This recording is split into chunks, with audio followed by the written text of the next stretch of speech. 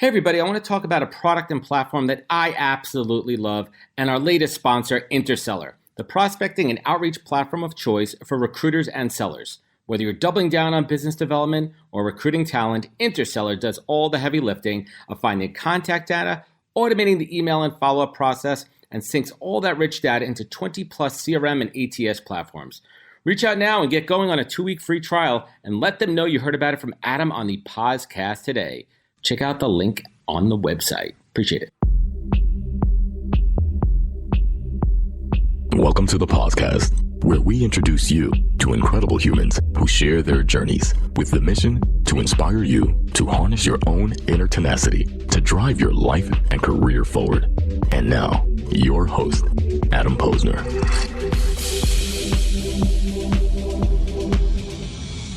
Hey everybody, welcome back to the podcast, where I bring you the best and the brightest from the world of business, marketing, and personal growth to help you harness your inner tenacity and drive your career forward. My guest today on the podcast is Andreas Widmer, the founder and director of the Art and Carlise Sioka Center for Principled Entrepreneurship at the Catholic University of America's Bush School of Business. There has to be an acronym for that somewhere.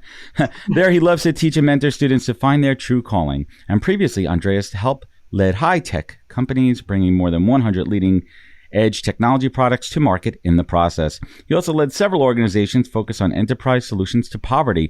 He is a former member of the Swiss Guard, serving under Pope John Paul II, and author of the book, quote, The Pope and the CEO, which we're going to dig into, which describes the 10 lessons he learned from the late Pope about leadership and the centrality of the human person at work. Totally relevant. Andreas has a unique path to entrepreneurship as well, with some unique takes on what it means to be truly successful in business. And I want to dive right into that. So let's get the show going. Andreas, welcome to the podcast. Thanks, Adam, for having me. I appreciate you joining us today. So I love to hit the rewind button. And the real impetus for your story largely starts with serving, as I mentioned before, for Bodyguard for St. John Paul II. And the story is well documented in your book and many other interviews. So I'm going to direct my listeners to check that out. You talk about it in depth, so I could really focus today's interview on a few things. But before we get to that part of the story, I'd love to hear a little bit more about that path. How did you get chosen to be the Pope's bodyguard under the Swiss Guard in the first place? What's that process like? I'm just genuinely curious. Yeah, it's sort of a wild story. I mean, it's a wild story, and it's sort of out of the ordinary. Look, the Swiss Guards are the oldest military in the world. We were founded in 1506, but it is to a Swiss, it's a foreign legion. So when I went into the Swiss Guards, this is really being a mercenary, and you're going into the service of a foreign head of state. And I actually had a lost Swiss citizen going in there. I had to give that up. Oh, really? Became a Vatican citizen. Mm-hmm. And then, but there's an agreement that if you leave, you go back, you get it back, and you won't be prosecuted for serving a foreign head. They have an arrangement. Yeah. And so it's a foreign legion, and therefore you have to apply. They don't come look for you, you go look for them. And I must say, I don't want to say troubled youth, because that brings up all kinds of issues with drugs and crime and everything, which it wasn't like that. But I was a confused youth. I just couldn't find my way in life and my way with school and everything. The only thing I was good at was fighting, quite frankly, because I'm the youngest of 6 kids, and you had to fight for everything. I learned that well. And so I basically felt that becoming a bodyguard was about the coolest thing you can think of. And were you like a James Bond fan growing up? Were you like a James Bond? I loved it. Oh, of course, right? I was in the Swiss military. I was there, and I went to sort of the officer school there. And the whole thing was just, the one thing I flourished at. So I applied for this, and lo and behold, they accepted me. That's fantastic. So one question I had about that experience, being that the Catholic Church is one of the biggest organizations in the world, what did you learn about leadership at the highest level from the Pope? As you say, the centrality of the human person, that the Pope is somebody that looks like you're in top of a large organization. I think every other organization is in a way similar. But if you don't bring people to a common vision, then that leadership can't really be effective or flourish. And I think that's something that the Pope, any person of a large organization has to work on, to actually work with people and in a sense create a common vision, rather than just telling people, okay, this is the way to go, let's go for it. And And I was impressed with that, because you end up sort of being the fly on the wall, being always there, and you see how that works. Tremendous. And going back to your, we'll call it, quote, troubled youth, I mean, was the Pope a real beacon for morality? How did that help shape you in your younger days and moving into, true adulthood? It wasn't at all. I was a totally secular Catholic growing up, and I did not join the Swiss Guards for religious reasons. He did change my mind, however, and I started to take this much more seriously, sort of because of his example and his humanity is what impressed me, and just the authenticity of the man, which is of course something, you see these people often with public personas. You see them as the public persona with the pomp and circumstance, but I see behind, and I meet the person, and I have to say I was impressed. Well, that's fantastic. And from my research, I read that so after you left the Swiss Guard, and correct me if I'm wrong, but you had a newfound passion for your faith and you began to enter the world of business and entrepreneurship. How did you find that initial group, that transition from service into business? Actually, by accident, I met my wife in Rome and then came to America. I didn't speak English when I was 23 years old, and I left there. And I fell in. I met some other guys. I studied in Boston, Massachusetts, and I met some other students, and they said, "Hey, we know these kids. They're from MIT, and they came up with this computer software kind of idea." Remember, this was in the late '80s, and I've never used I think I used a computer twice before. But anyway, they loved the fact that I speak like 5 languages, and they said, "Listen, you need to come and help us over here." And so I was introduced to this company called FTP Software, which was just a bunch of kids. I think the oldest of them was 30 years old. MIT kids. and they ported TCP/IP to the PC, which is basically to bring the internet to the PC. At the time, I had no idea what that meant. And I didn't plan this. I basically went in because these were cool kids, and I just loved to hang out with them. And it wasn't even a paying job. They're just basically saying, "Hey, if you hang out with us here, why don't you talk to these foreigners who keep calling?" And so I built up the international presence for the company, and eventually, I got a tiny fraction of the company. And how'd that work out? Yeah, it worked out okay. We went public in '93, and it was a ride. It has a lot to do sort of in putting things together afterwards. See, we went in there with pure passion and interest, and as a team, we never went into this to say, "Oh, let's make a lot of money" or so. We went into this because we said the internet is the ultimate equal access society. Everybody gets an IP address. This is justice. This is equality, and the profit and everything was a side effect, a positive required side effect. We used to call it FTP stands for File Transfer Protocol, which is today like Kleenex. But we called it actually Fund That Pays, because we just genuinely enjoyed each other's company and loved the work that we were doing. So two key takeaways that I'm hearing from this, and it kind of resonates now with the phase of technology going into Web3 now, the early days, right? And there's people that are genuinely doing it because the love of technology and all the benefits that Web3 is going to bring. Very similar to your story there too, where they're doing it for the love of the game. As we like to say here, and you were lucky enough to fall into an opportunity and hit your horse to the right cart there. What was one of those early lessons learned during your time working with those guys? From an early mistake that maybe like, okay, shit, like this really resonated. I'm going to carry this lesson throughout the rest of my life. 2 things really. One is that it's not the best technology that always wins. It's always a combination of technology and access, market access and speed. And we made many mistakes. I don't want to go into the details. Microsoft wouldn't be Microsoft. It was if the judgment was best software, right? There has to be another aspect for it to be there. Operating systems and stuff like this. We did that. And if you become a technology purist, then you pay the price for that, including being pushed out of the market altogether. So speed and practicality are very important in the market in general.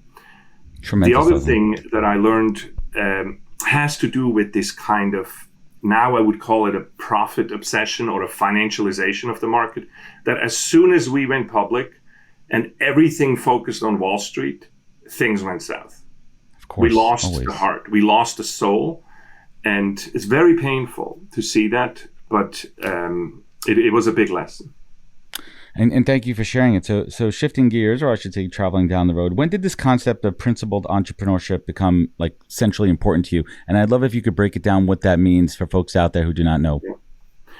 So principled entrepreneurship is simply a way of looking at entrepreneurship with some specific pillars underneath, core thoughts, core ideas. You see, I don't know whether you're aware of Simon Sinek or Sinek. I'm not sure how he pronounces his name. Yep. About the why. You see, that sort of is the theme of my life, is what I'm finding out is you have to have a strong why. This is what we had at FDP until we lost the strong why. And by the way, money can't be the strong why because it can't be the motivator. It's a means to an end. The why has to be an end. And it's interesting. And basically what I'm doing with principled entrepreneurship is to define these pillars. You could call them principles. I just didn't want to use principles for principled entrepreneurship, but pillars. These 5 mental models of how to think about business and how to think about the why, that gives some structure of doing business, and it's almost like the compass that keeps you, focused in the forest or in the mountains, so to speak. Hey everybody, first I'd like to thank you all for spending time with me and my guest on the podcast. This show is my canvas to showcase amazing people from the world of recruiting, entrepreneurship, and leadership, and unpack their career journeys for everyone to learn from. But this show is also a business generator for me, as well as creating thought leadership and endless amazing content. And I've taken what I've learned in the past 3 years and over 200 recorded and 100 live shows and distilled it down into a digital playbook that I call the Pause Course. Now you could learn how I build, manage, and produce the podcast and use it to drive real business development and relationships. Today, I'm sharing all of my secrets behind the podcast, and you can get it all at thepausecourse.com. This course is for anyone, whether you're starting out or an advanced podcaster, you're using it for B2B, B2C. It's filled with all of my insights, learnings, tips, tricks, and templates. So get it now at thepausecourse.com and learn all my secrets. Thanks. So let's talk about those 5 pillars. High level, what are the 5 pillars? I hope you know this. I hope you memorize it by now.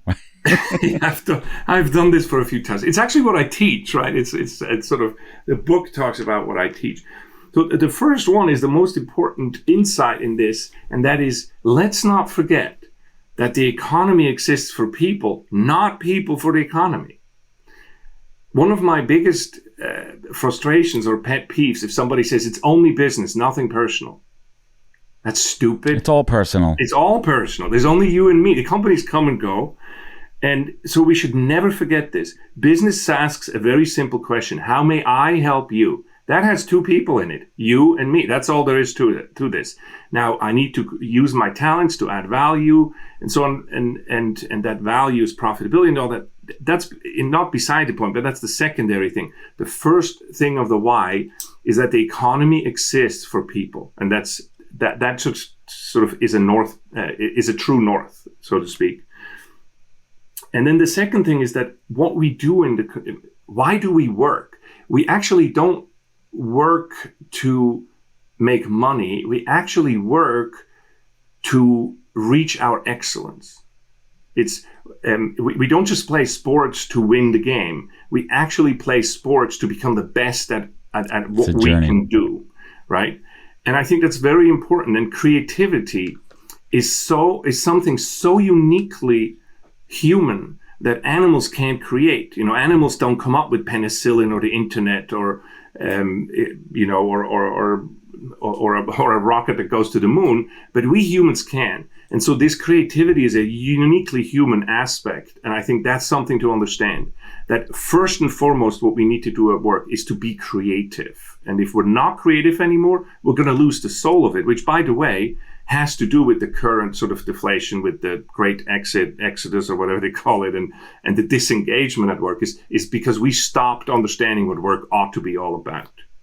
So that's the second one. Should I go on, or do you have a question? Please. No, these are fantastic. These are core pillars. I agree with So them. the third one is what I learned the hard way. Look, where we start companies and we focus on strategy and products and everything. We totally forget about culture. Yet, as the old meme goes, culture eats strategy for breakfast. I know it's used a lot, but it's not implemented a lot. And so I often forget when I help start companies to totally forget about the culture and sort of let it happen by itself, but that comes back and bites you afterwards.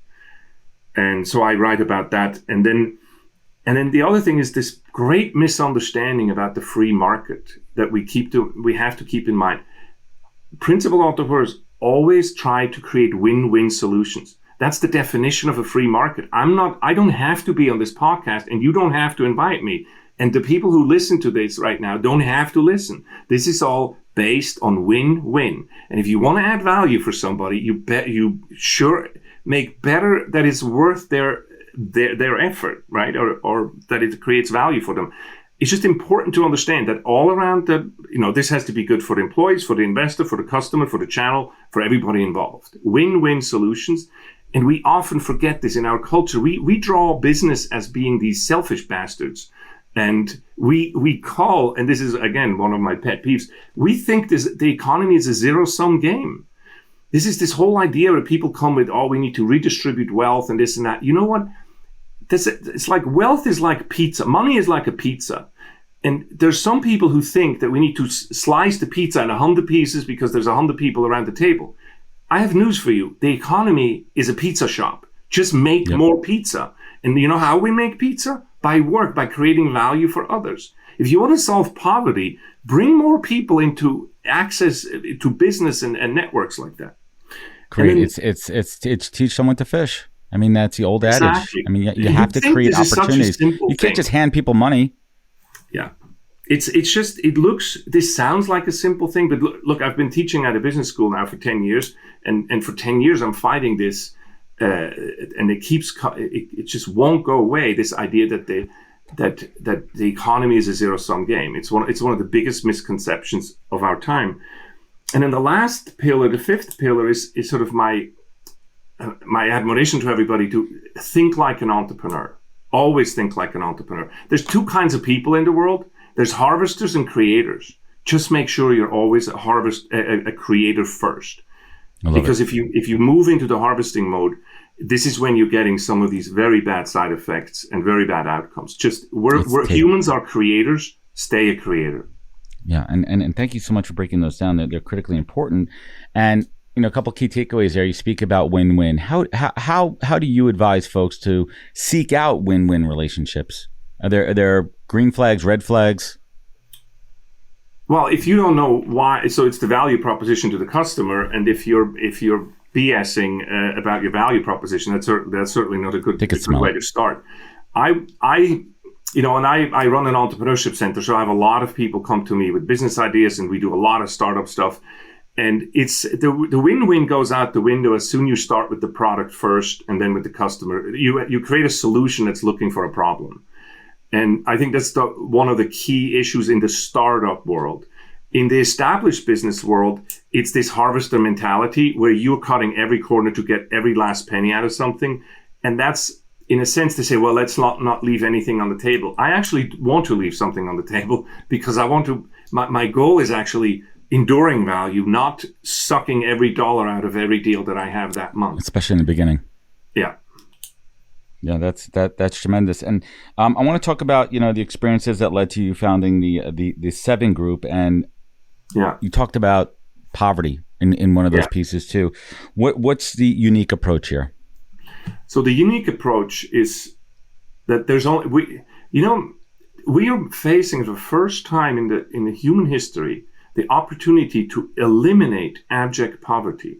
But if you're listening to the news and to what the mainstream of our culture is talking about, you think we're all starving to death and there's more poor people today, abjectly poor people than before. Just COVID is a bump in the road on this. But let's say in 1855 or 1890 or something like that, 95% of people alive on Earth lived in abject poverty. That's like what the UN calls below $2 a day or something in that range. People don't believe this because it's never being said out loud. Today, we're down to 10%. This actually dipped below 10% just before COVID. And COVID is, and now the war in the Ukraine and everything, we can deal with that. But that's a temporary issue. We are actually eliminating abject poverty so that people would not have to die of hunger and basic disease and stuff like this. That is the first time ever. And I tell you what did that. This was not a government intervention. This was not a top-down solution on something. This is capitalism and the free market that created this opportunity to eliminate poverty. And once I started to realize that, and especially entrepreneurship is a huge part of this, I just went on that bandwagon, and I sort of made this one of the missions in my life to teach how business and entrepreneurship is the solution to poverty, not NGOs and the government. It's enabling folks to create wealth, create success, create business, have those platforms, and give them the seeds and the tools so they could build it. And I've heard you describe your God-given. I'm sorry, sure. It's also this aspect, Please. and I'm trying not to use the strong language that it makes me usually say, because it's this aspect of that we almost look at the poor as if it was a petting zoo or something. Like when we go in and pat them on the head, and you poor little thing. And all of our interventions with the poor always has this, it seems to me, gives me this feeling like as if the poor were stupid, that they can't cut it, that we have to take care of them because they can't take care of themselves. Well, I've traveled all over the world in emerging markets, in post-conflict societies. I haven't met the stupid poor. I don't know where they would be. Even here in the US, I don't see anybody who's stupid. I'm seeing people who don't have access to networks of productivity and exchange. That's what I'm seeing. I'm seeing people who have been infantilized, and people tell them what to do all day long. But I think these programs that are supposedly eradicate poverty from the top down are an affront to the dignity of a poor person. And just on a related note to that, one of my observations over the last few years is the rise of the global gig economy. Yeah. Me personally, I have a team of freelancers that are all around the world. Yeah. That work in, and some of them are in impoverished countries, and they do fantastic work, exactly. Hard, really creative, smart work, and I'm paying them more than a fair wage of what they're making in their country, and that's the way you empower them. And that's what's so beautiful about this entire relationship. So I've heard you describe your God-given talent as building startups, but also you have this divine passion for teaching and interacting with students. What do you think makes you so good at both in that balance? Nobody ever asked me that, and I haven't really reflected on that. I do think that's what we try to do here. Yeah, no, thank you, Adam. It's very, very cool. I think there's two sides to it. On the one side, I think I have a strong sense of empathy. I think that's what helped me market and bring these products to market in my business career.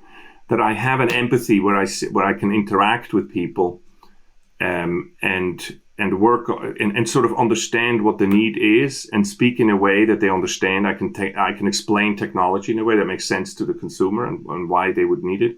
I think that's what I'm doing today, just not with a product, but with these ideas about the free market and entrepreneurship. And I think that's a key ingredient. And then also I teach in a different way. I'm a classic entrepreneur. I have ADHD and dyslexia. And so I teach for my crowd. I always say I teach the back row at school because I used to sit in the back row, and I understand how it is.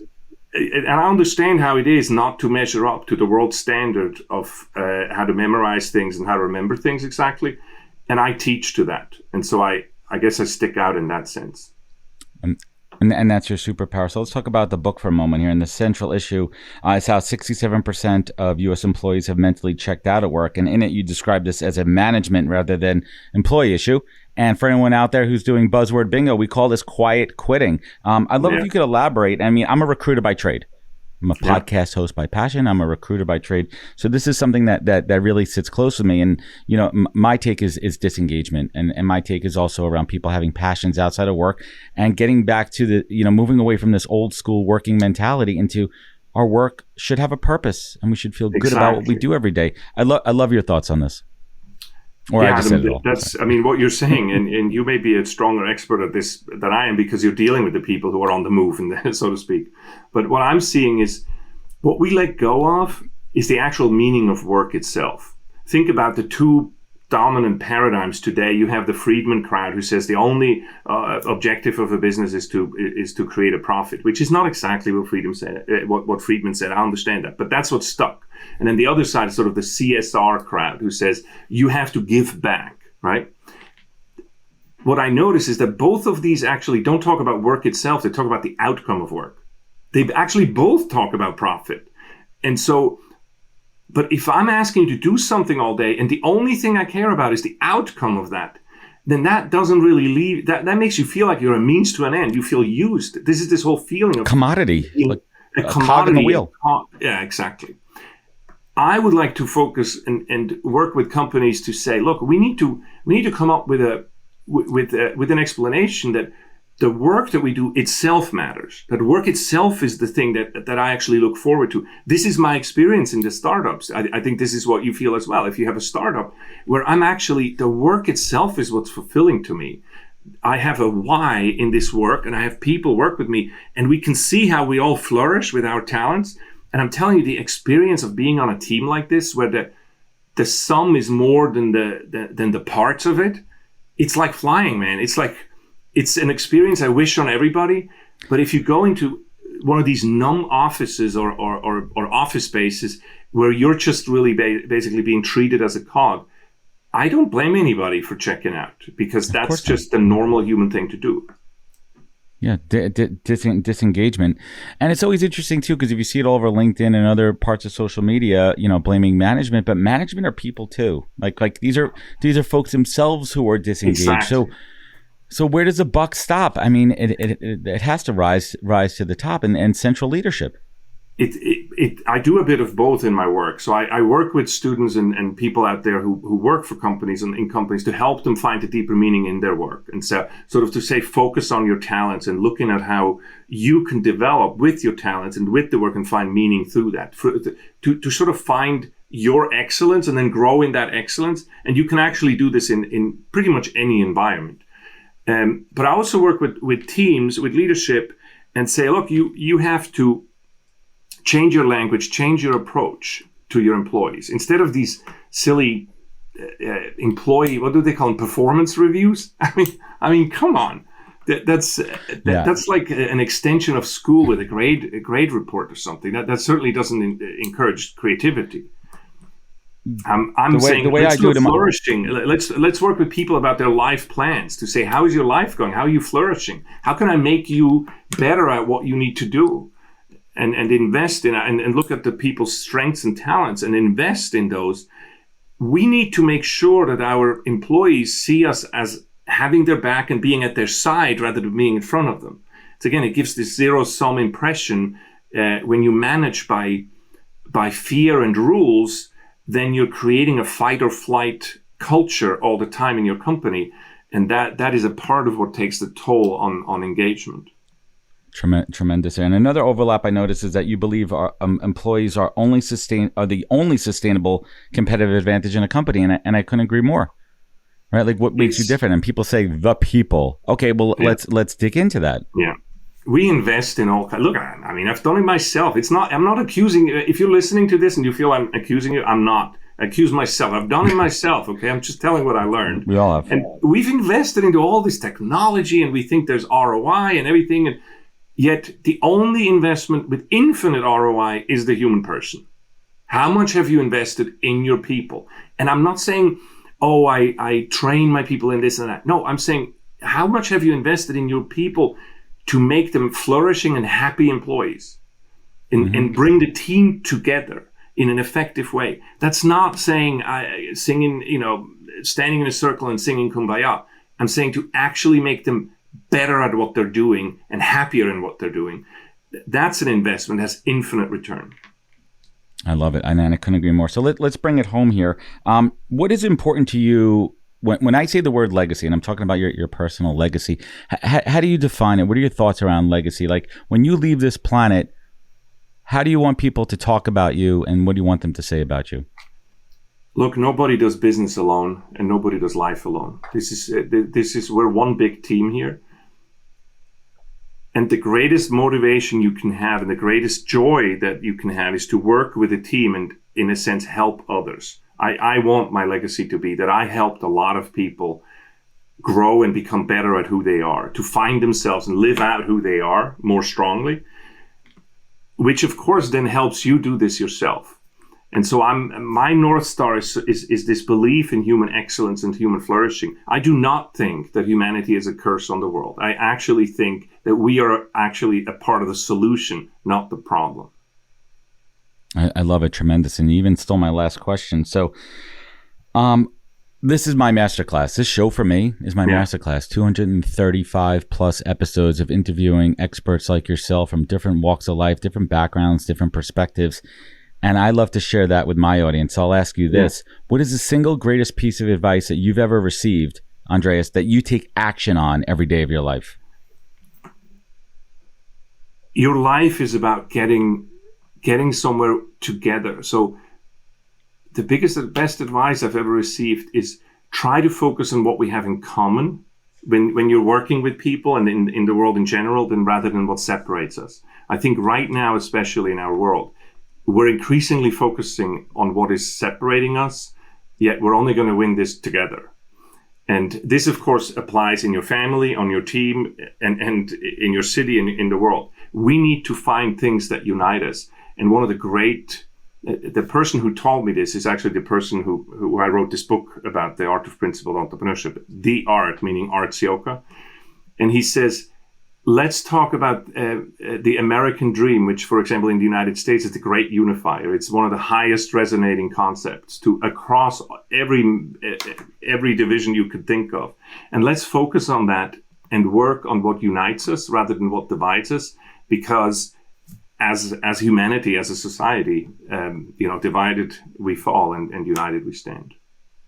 Tremendous. Andreas, I want to thank you so much for joining me, for spending time with me and my audience today, and sharing your wisdom. I want everybody to check out Andreas.Widmer. Andreas-Widmer.com. I will link it up there too.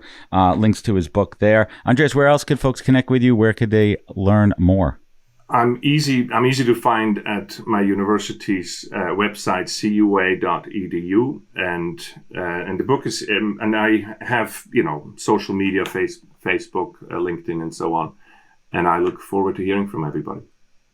Excellent. I'll link them all up in their show notes. Again, thank you so much for joining us today. And everyone listening at home, this has been a fantastic, multifaceted conversation with so many golden takeaways. And definitely check out Andreas' journey, man. I mean, just the early days in the Swiss garden, the lessons learned from the Pope. I mean, you've been there, done that, seen that. Check it out. Remember, for more, check out thepodcast.com. Follow us on all the social media channels. Remember, take care of each other, look out for one another, and catch us next week for another great episode of the podcast. Take care, everybody.